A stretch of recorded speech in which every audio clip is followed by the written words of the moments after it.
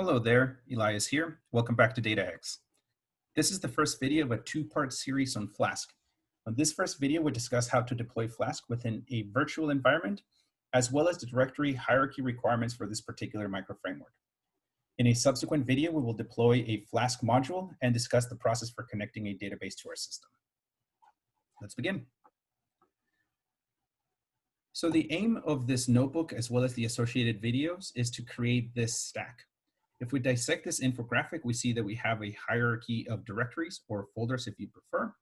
And for the sake of clarity, we will refer to Flask test app as the directory of interest. The reason why we're calling it the directory of interest is because the path doesn't really matter. What matters is that you are either A, in the right place, or that you specify the path to the right place. And we will talk about what that means in a second. So inside of the directory of interest, we have an executable file and a collection of folders that work in conjunction with the executable file to create our microframework. And then we also have a database. More on that towards the end of this video. So to truly understand what we're doing here, we're actually going to build it together. I will work under the assumptions that you have already installed Python 3 and pip3, and we'll focus on installing virtual env. Quick comment about terminal. It remembers the commands that you've previously ran. You can navigate through them using your up and down arrows. So using up, I see that I have that command present. It'll install the virtual environment if you haven't done it before. So let's break this down. Let's break this command down. By typing sudo, we're saying requesting administrative access. We want to use the package manager apt-get to install this particular package. If this was my first time doing it or I hadn't done it recently, sudo would prompt for a password for the administrative level. In this case, we didn't have to. So now we'll clear out that noise so that we can ignore it for the time being and focus on what we're going to do next. So we are going to create a directory named Flask test app, the directory of interest. You can build whatever hierarchy of folders that you want and put the directory of interest inside of it if you elect, or alternatively, you can do what I'm going to do, which is just have it at the root level.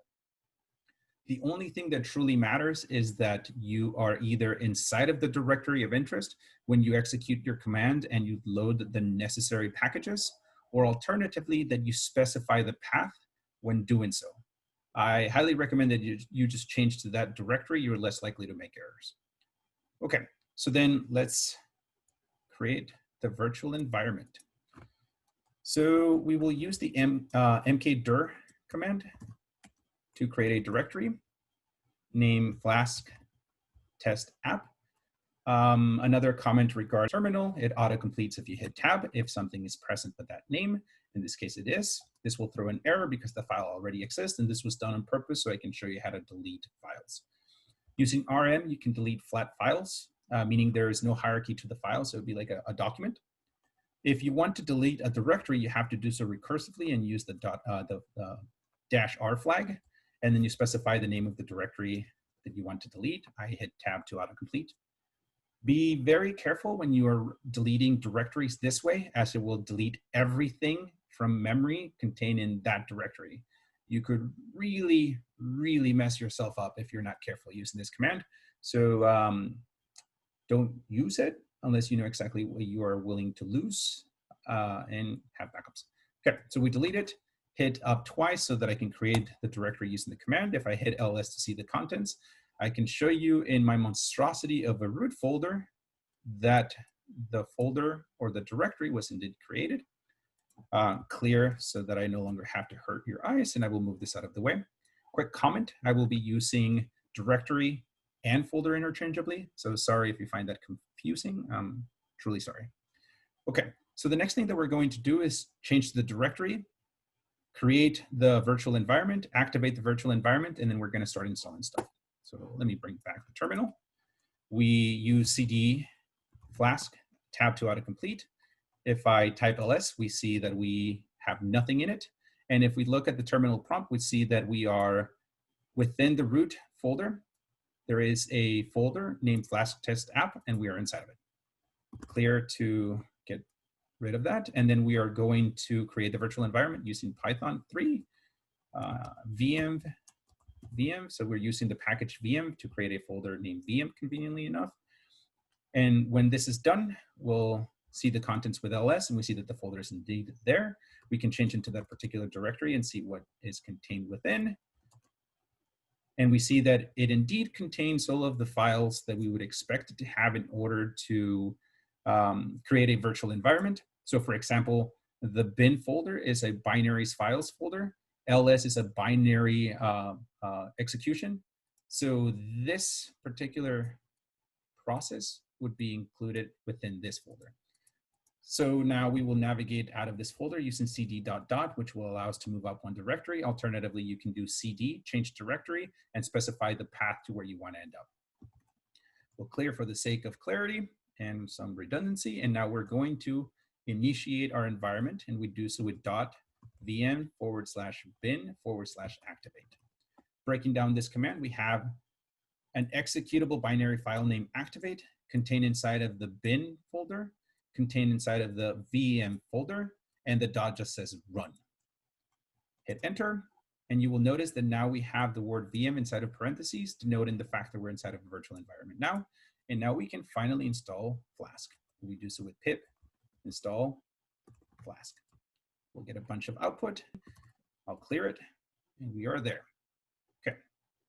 So for those of you that are not familiar with Flask, I would encourage you to do this optional exercise. It will kind of give you an insight as to what Flask does, and it really is how Flask works. So it's worth the extra 5 minutes that it'll take you to run the exercise. Just to kind of let you know what to do, you want to copy this section into your favorite IDE or text editor, and you want to save it as a Python executable file by adding the .py when you save the file. I recommend that you name it Flask hello world.py, but you can name it whatever you want. The thing that matters is that when you create your simple built-in server using the export command, when you assign the name, make sure that it is the same name as the file you created. And then finally you run your built-in server using this command, and you'll get some notifications, and that's essentially it. Okay. If you run into localhost issues, make sure you visit this link. I know of a few students that ran into issues there. Okay, so we've created a directory named Flask test app, and we've created a directory named VM that runs our virtual environment. Next, we're going to create 2 additional folders named templates and static. And at the beginning of the presentation, I mentioned how Flask has a directory hierarchy that we have to keep in mind. What I meant by that is that the word templates and static, in this particular case, are keywords that Flask knows to look for.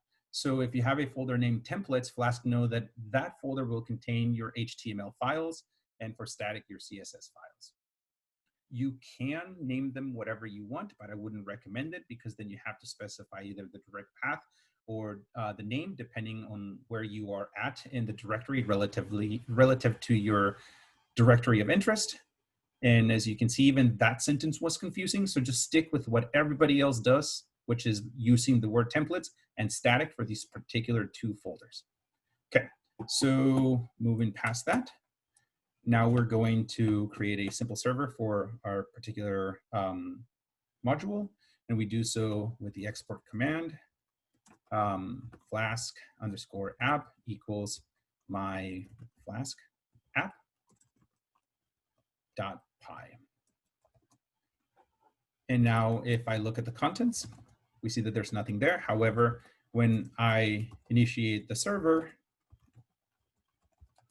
we see that we indeed created an environment production, but we're getting a warning because we're doing things in an unpopular or an unrecommended way.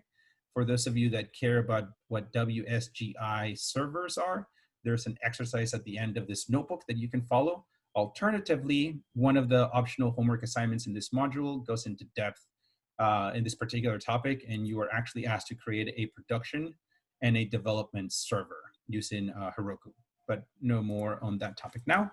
Finally, the last thing that we need to know is how to kill our server, which is done by the keyword, the activate. We enter that command, hit enter, and you will notice that VM within parentheses is gone. So we are out of the virtual environment. Okay, I will clear this section. And now what remains is to create the templates and static folder. We do so by using the mkdir command, mkdir templates, do ls, we see that it's there, and then we change into that particular directory, cd templates. And now what we would do next is, using your favorite IDE or text editor, is create the HTML files required. In this case, I'll just use nano home.html, and this will bring up nano, and now we're inside of a file named home.html.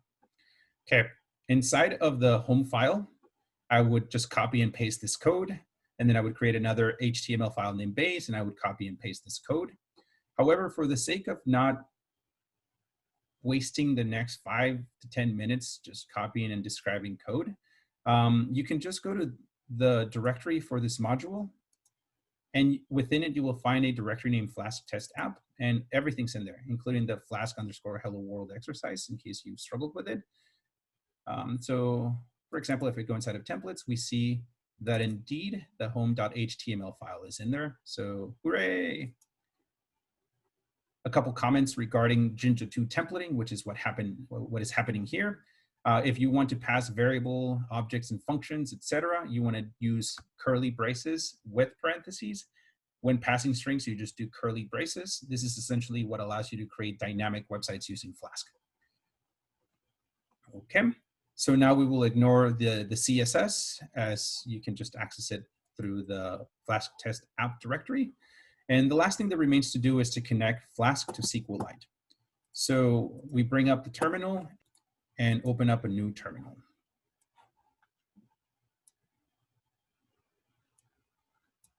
We change into the particular directory of interest, which is Flask test app. ls, we see that we are where we want to be. And the next thing that we want to do is make sure that we activate the virtual environment, source VM bin/activate. This is just a different way of doing the same thing. And you will notice that we are now inside of VM. Next, we want to install Sql Alchemy. Sql Alchemy allows us to work with relational databases as objects, but we will talk more about that later. In this case, we use pip install Flask Sql Alchemy, and it'll install it for us. Hooray! Clear all that noise out so that we can think clearly. And then finally, we enable it. So now I could show you how to do this entire thing, but this video is starting to run long, so I'm going to stop here. For those of you that are interested, if you just click on this big image, it'll fire up a new window and you can watch the walkthrough of how to put everything together. I will go ahead and stop now. I wish you the best of luck with the rest of your effort. And remember that in the directory contained inside of this module's directory, Flask test app is found there, and all of the stuff that we've discussed, including the code that I just showed you, is present there. Good luck and best.